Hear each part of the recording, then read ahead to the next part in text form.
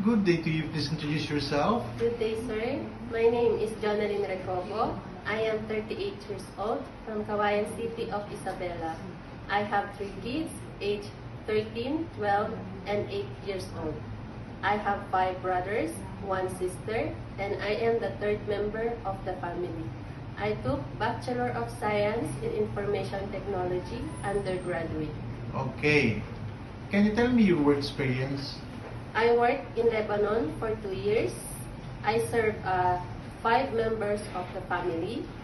I do cleaning, washing, and also I work in Qatar for 2 years also. Same, I do washing, cleaning, and serving. Okay. In your previous employer, how would you take care of the children, especially when sick? When they sick, I took temperature and I called my employer, sir. Okay. How would you describe yourself? I describe myself as a honest, hardworking, sir. Okay. Do you have any tattoo? No, sir. Do you have surgery or serious sickness before? No, sir. Do you have an allergy to certain food? No, sir. Do you smoke and drink alcohol? No, sir. Why do you want to work abroad? I work abroad for my family needs, sir. Okay. If you get hired, who will take care of your children? My mother and my live-in partner, sir. If you're homesick, what would you do? I do cleaning, sir. Okay. What time do you usually sleep and wake up when you were working? I usually sleep at 9 p.m. and I wake up at 5 a.m., sir. Okay. Are you the one who do the cooking and marketing at home? Yes, sir.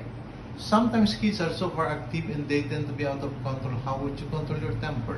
I think more patient to them, sir. Okay. Do you accept no day off but to be paid instead by your employer? Yes, sir.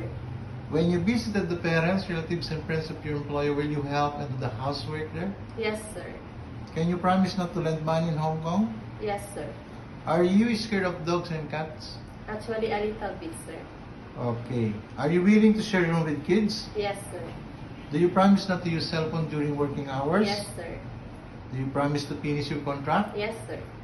Can you cook Chinese food? I'm willing to learn, sir.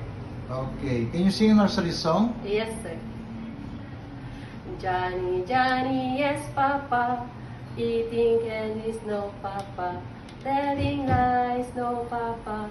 Open your mouth, ha, ha, ha. Okay. What is your message to your future employer? My message, I hope you choose me as one of your helper, madam or sir.